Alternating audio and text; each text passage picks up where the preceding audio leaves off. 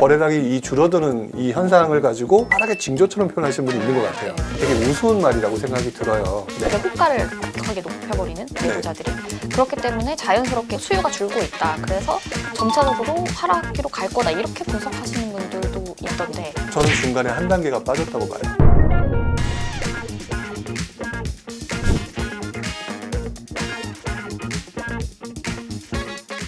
네, 안녕하세요. 브릿지 조한송 기자입니다. 저희가 계속해서 부동산 시장을 진단해보는 시간을 갖고 있는데요. 오늘은 20년 경력의 실전파 투자자이신 신영강 대표님을 모시고 얘기를 나눠보려고 합니다. 요즘 그 말 그대로 정말 시장이 좀 혼돈스러운 상황인데요. 구독자분들과 좀 같이 상승과 하락 신호를 좀 공부해보는 시간을 갖도록 하겠습니다. 대표님 안녕하세요. 네, 안녕하세요. 네, 반갑습니다. 네, 반갑습니다. 꼭 뵙고 싶었는데 아유, 네. 감사합니다. 자기소개 간단하게 부탁드릴게요. 네, 부동산이 좋아서 부동산 투자를 시작했고요. 지금은 여러분들과 함께 부동산 투자라고 하는 부분에 좀 올바른 정보를 좀 전달하고 싶어서 그쪽 분야에서 지금 활동을 하고 있는 부와 지식의 배움터라고 하는 회사의 대표 신영강입니다. 반갑습니다. 네, 반갑습니다. 그래서 최근에 내신 책도 제가 읽어보고 왔는데 네. 제목이 아주 딱 눈에 띄더라고요. 책을 읽어보니까 사이클이 되게 중요하다라고 강조를 하시더라고요. 네네. 그렇게 생각하시는 이유가 뭔가요? 처음에 투자를 시작을 했던 시점이 97년, 98년 요때였는데요. 그때만 하더라도 부동산 투자를 하는 데 있어서 뭐 역세권을 투자해야 된다, 대단지에 투자해야 된다, 뭐 이런 것들이 이제 많이 사람들한테 알려져 있고 책들이 나와 있었거든요. 그거를 달달달달 외우고 준비를 해서 역세권이고 계단식 아파트 투자했는데 제 거는 2천만 원 오르고 복도식 아파트 저 뒤에 있는 좀 위치 애매한 거는 갑자기 5천만 원이 오르더라고요. 그래서 막 되게 열받아 있어서 막 씩씩대다가 결국 이제 시간이 지나서 그 물건을 또 팔았어요. 갑자기 계단식 아파트가 더 많이 오르는 거예요. 네. 자연스럽게 그 어떤 흐름이라는 게 있는데 그거를 놓쳤구나 그래서 그 이후에도 되게 많았지만 그 첫 번째 경험이 저한테 그 사이클이라고 하는 부분을 되게 중요시하게 여기는 그런 생각을 하게 됐던 거라서 저는 첫 번째 투자가 가장 기억에 남아요. 그러면 어떤 투자 공식을 넘어선 사이클이 또 영향을 미쳤다 이런 말씀이신가요? 네, 그렇죠. 근데 그 부분에 있어서 제가 이제 학교를 경제학과를 졸업을 했는데 경제학이라는 학문도 미시경제학이라고 얘기하고 또는 거시경제학이라고 얘기를 하잖아요. 부동산도 거시경제학에서 말하는 큰 흐름이 있을 거고 그 다음에 뭐 가격이 움직이는 어떤 그런 세부적인 미시적인 부분이 분명히 다른 게 있을 거다 이런 생각을 하면서 관심을 갖게 됐는데 나중에는 그 흐름이 맞는 것 같다라고 약간 확신을 갖게 됐던 거죠. 네, 그러면 어떻게 보면은 부동산 시장에서의 거시적인 요인이 사이클. 네, 사이클이라고 보는 거죠. 미시적 요인은 제가 책을 읽어보니까 좀 파악을 한 것 같아요. 네. 인문학적 요인을 되게 강조를 하셔서 좀 네. 놀랐어요. 네. 그래서 다른 인터뷰도 좀 찾아보니까 행동심리학 내용이 부동산 책보다 더 도움이 됐다라고 말씀하셨는데 네. 어떤 의미에서 그렇게 말씀하신 건가요? 근데 그게 저는 맨 처음에 부동산 투자를 할 때 역세권이 될 곳에 투자를 하면 무조건 오른다고 생각했었어요. 근데 안 오르더라고요. 처음에. 역세권도 안 올라요? 네, 안 오르더라고요. 또 어떤 시점에는 역세권으로 지금 바로 개통하는 게 아닌데 역세권이 될 거다라고 하는데 엄청나게 오르는 거예요.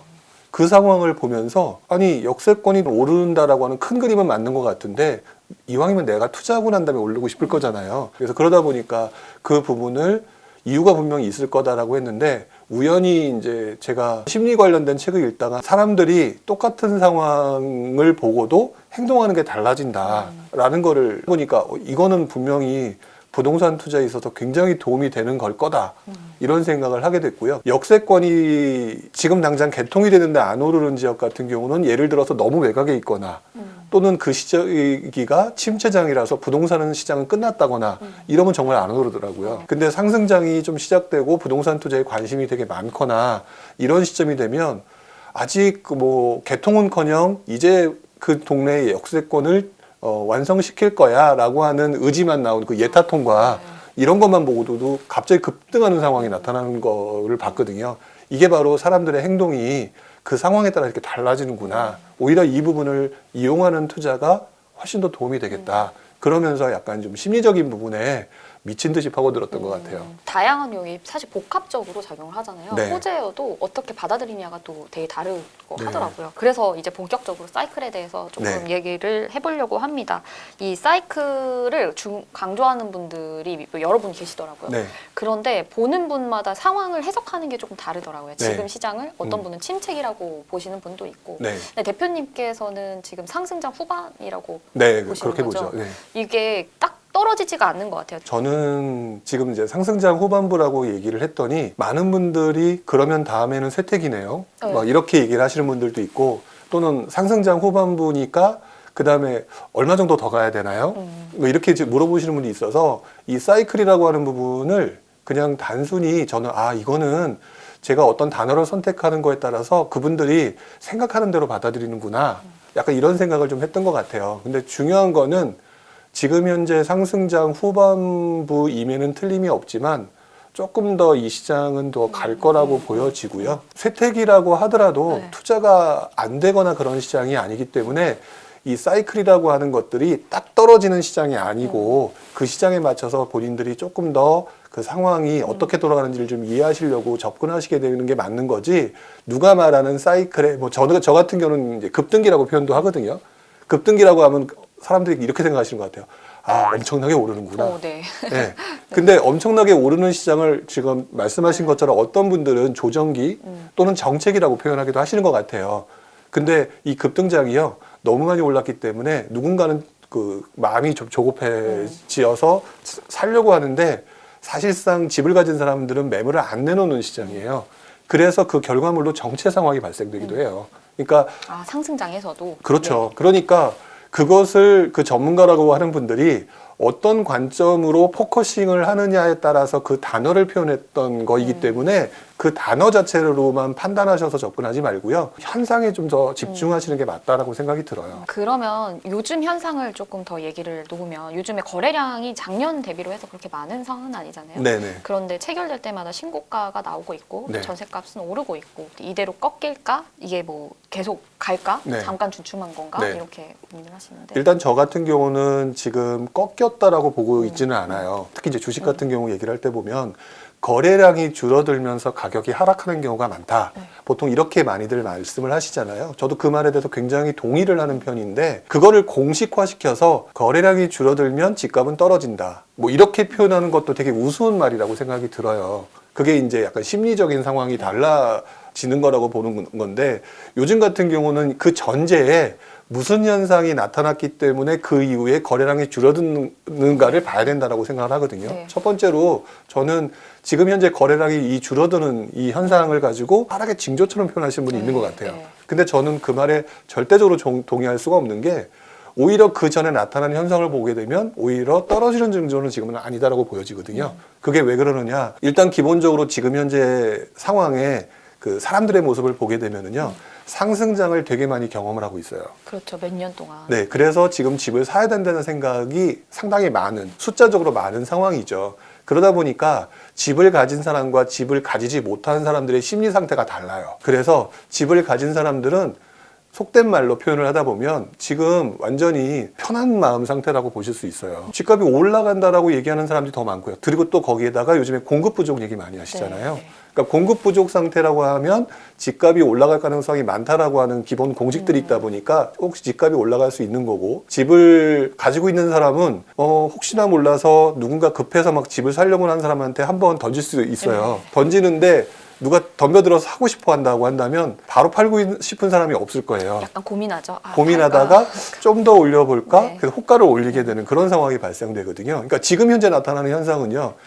매수 심리가 되어 있는 상태, 그리고 공급이 부족하다라고 하는 어떤 기본 원칙에 따라서 가격이 오를 가능성이 높다라고 하는 그런 심리 상태가 지금 사회적 분위기가 존재하고 있기 때문에 집을 가지고 있는 사람들은요.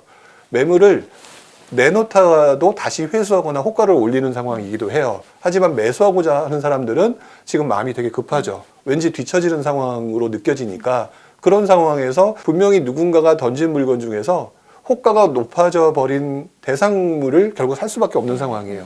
그러면 결국 이 상황은 뭐냐?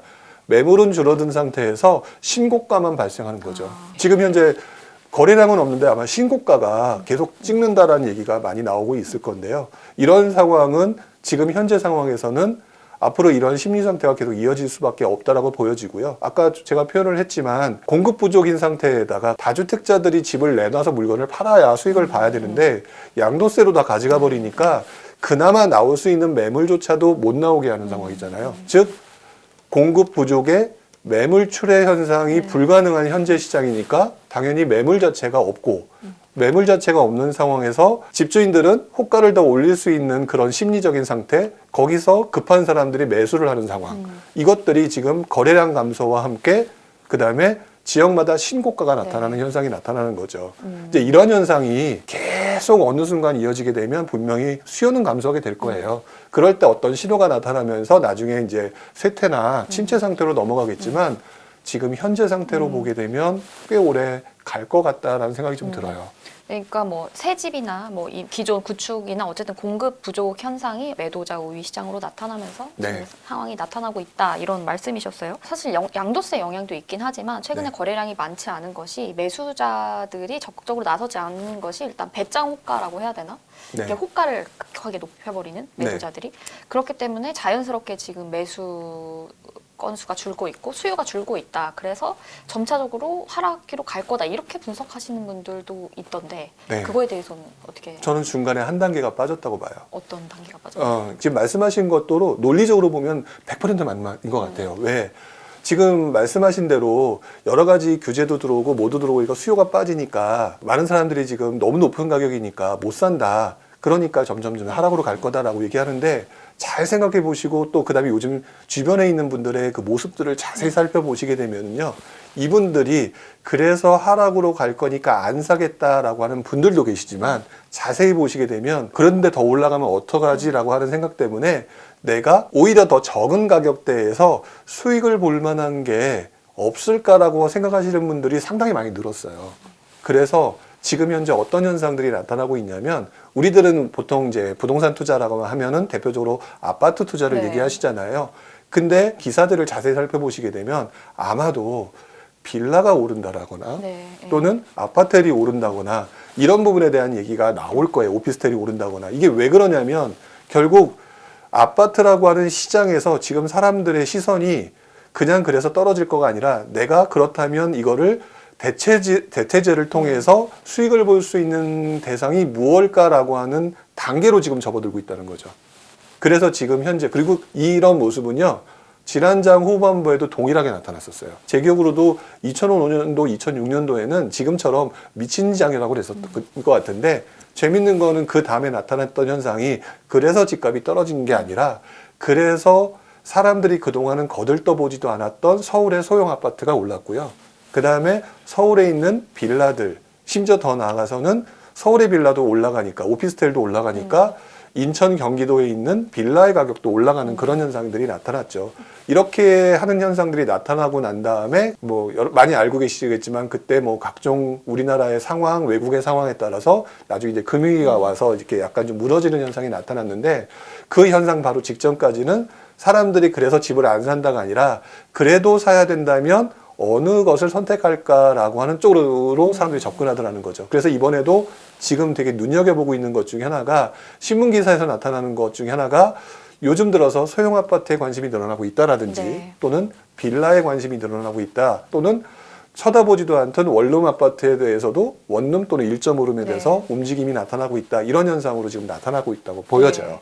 뭐 도시형 생활 숙박이라던가 그리고 어떻게 보면은 그 외곽 지역에서의 청약 경쟁이 높아지는 것도 네. 어떻게 보면은 상승장 후반에 나타나는 특징이다. 네, 대표적인 이런, 특징이에요. 이런 말씀이신 것 같아요. 네.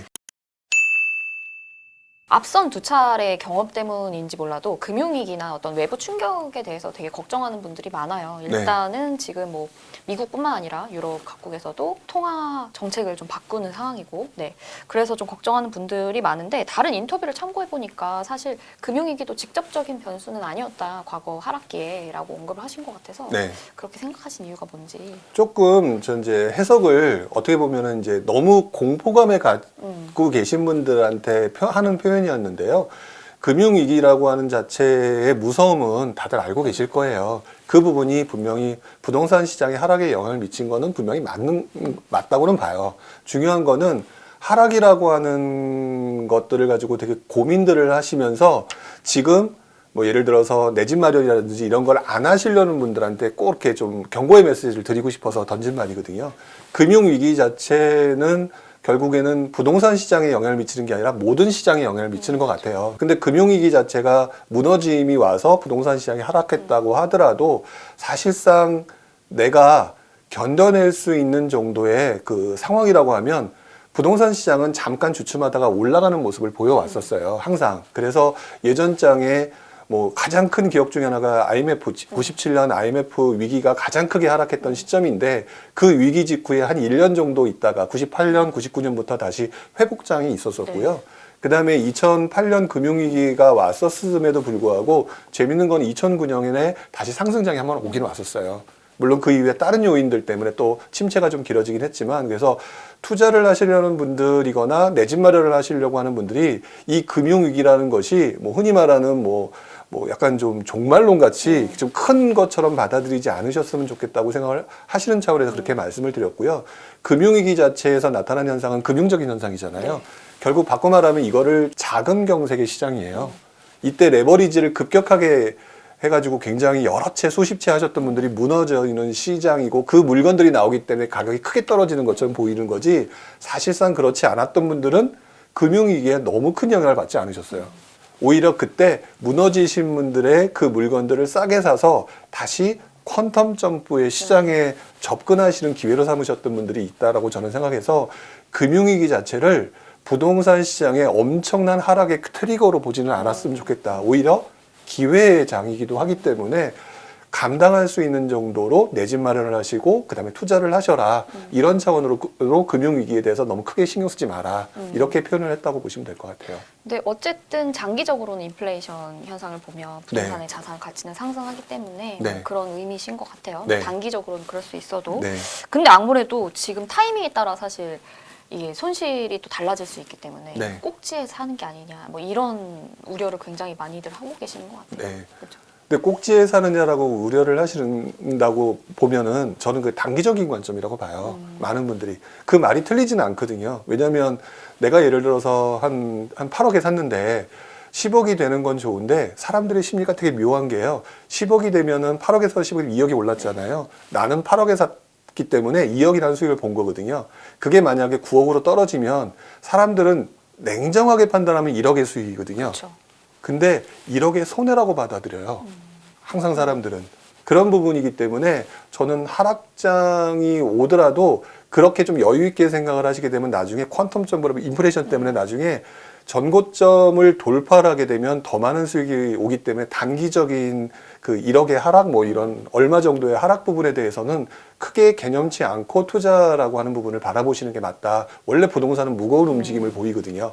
그래서 인플레이션 부분을 생각하시면 장기적으로는 저는 보유하시는 거는 계속해서 유지하셔야 된다라고 계속 주장을 하고 있어요. 그래서 어떤 신호가 발생을 하면 이제 갑자기 전환할 수가 있다. 수요도 줄 테고 그런 신호는 좀 어떤 게 있을까요? 일단 떨어지는 신호를 많은 분들이 그 신호 이꼴 하락 이렇게 네. 접근하시는데 그거는 아니라고 생각하셔야 돼요. 만약 그렇게 수학 문제 풀듯이 2 빼기 1은 1이다라고 하는 정확한 공식이 있다면 이렇게 부동산 투자 시장이 어렵지 않았을 것 같아요. 중요한 거는 지금 현재 나타나는 하락의 징조들은 수많은 그 변수들이 여러 개가 쌓여서 나타나는 현상들이거든요. 그런데 그 중에서 가장 대표적인 현상은 지금 현재 어쨌든 공급에 비해서 수요가 많은 거잖아요. 그러면 결국 이 수요가 많아졌던 이 상황이 결국 반대로 꺾여지는 상황이 꽤 오랜 시간 동안 길게 이어질 거라고 보여지거든요.